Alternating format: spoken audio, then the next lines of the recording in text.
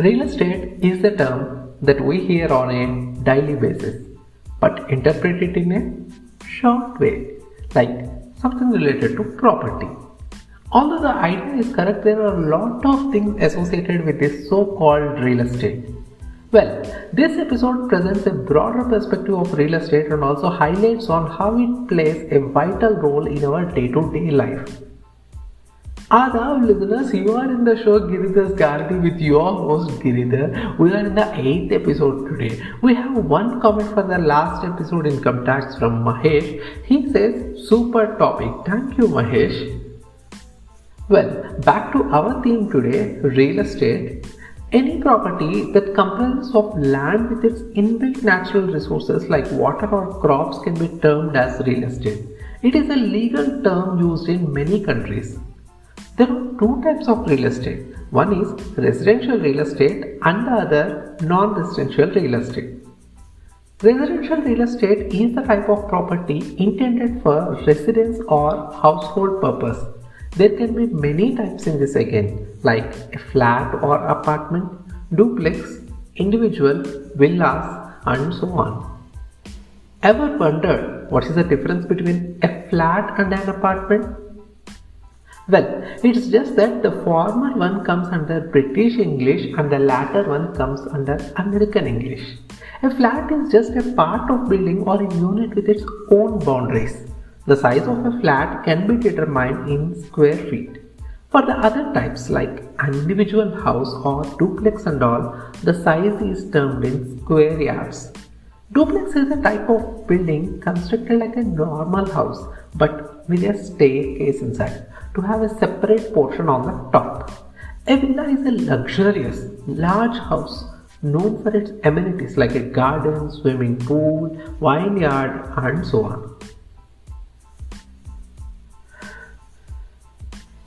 Now, the second one, non-residential real estate. It includes all the commercial properties like office buildings, industries, hotels, farmlands, hospitals, and so on.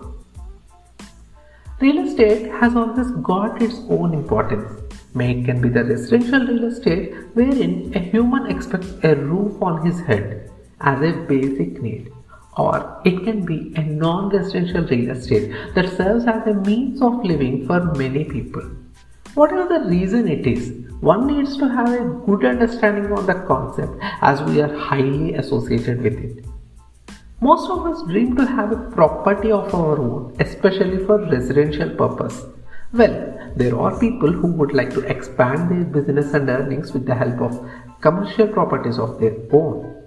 But to have either of these, one has to analyze something called real estate trends, which explains on how the change in real estate happens.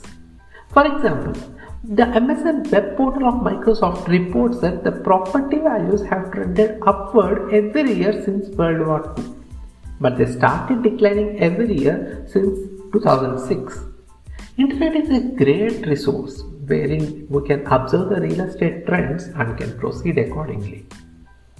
Now, what is the process to own a real estate?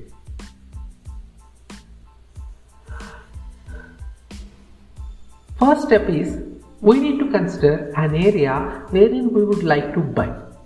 Then check if it is feasible one for our purpose, like it is a bit comfortable for household purpose or if it is a way better for commercial purpose.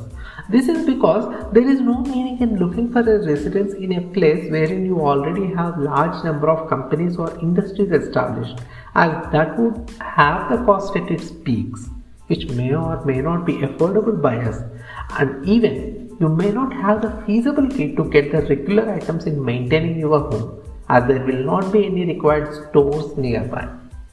In the same way, if you would like to open your office or any business in a residential area, it doesn't sound good because there are chances that it may or may not have the required connectivity with the city. Thereby, people involved in your work might face difficulties with the regular transport. Moreover, you will not get the real encouragement from the people in and around. However, there is an exception in this case. Any idea what it is? Well, let me explain. Say you would like to open a shop with the daily purchased items like a general store in a residential area. It would work out easily as it suits the requirements of everyone around. Now, the second step in the process is the market value. It needs to be analyzed for the real estate. We have something called real estate appraisal, in which an opinion of value is developed for a property. The appraisal reports are required for loan sanctions, divorces, taxation, and to establish a sale price for a property. Usually in most countries, this process is followed and the appraisers, also known as valuation surveyors, are required to be certified or licensed. Once if the property value falls within your budget and if you are sure that the property would suit your needs, may it can be for residential or commercial, then that would be the time for you to proceed further in buying the property.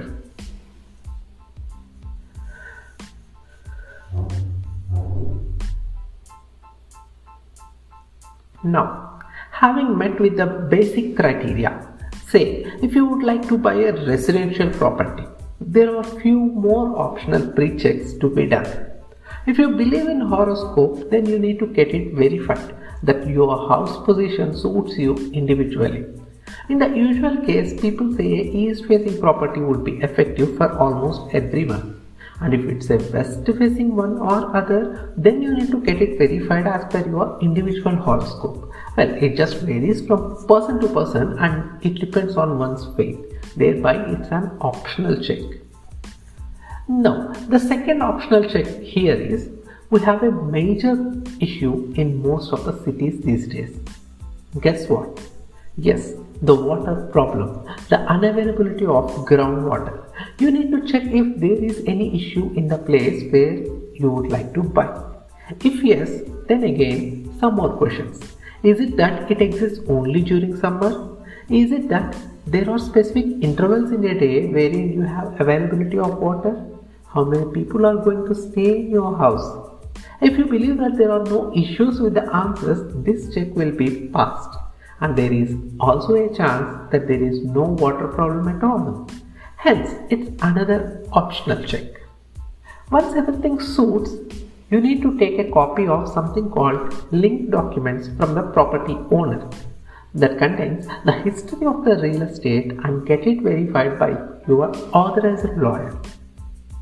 If there is no issue, then both the buyer and the seller can go with agreement of sale, in which there will be the price of the real estate quoted and also the advance payment done by the buyer.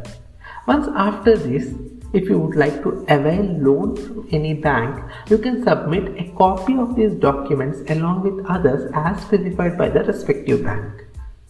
Then, on a particular agreed date by both the parties, you can get the registration done, wherein you sign the sale deed document, post which the original documents of the property will go to the respective bank if you have availed a loan.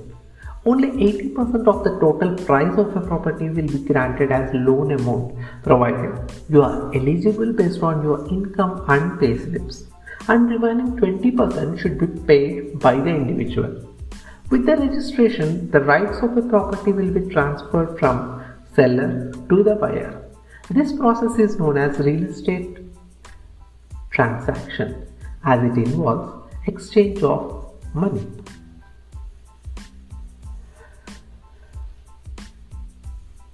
When it comes to commercial real estate, in general, such properties are leased rather than sold. The lease periods can be lengthy, often varying from 5 to 10 years.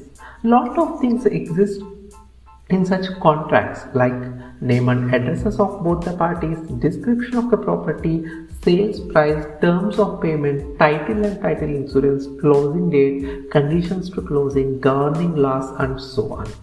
Here we have something called REIT, Real Estate Investment Trust, which is a company that owns many commercial real estate and operates as income producing real estate. REITs are quite similar to the structure of mutual funds for investment in stocks. India approved creation of REITs in 2014. During purchase in either of the cases, we can have a real estate broker or agent who acts as an intermediate person between both the parties to end on a smooth deal.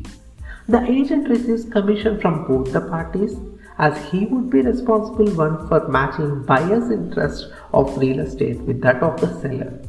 If you hold such agent when buying a real estate, he will look into everything starting from showing you the required type of properties to assistance in the process of registration and even during the post-registration when there are name changes required for paying house tax, electricity bill and so on.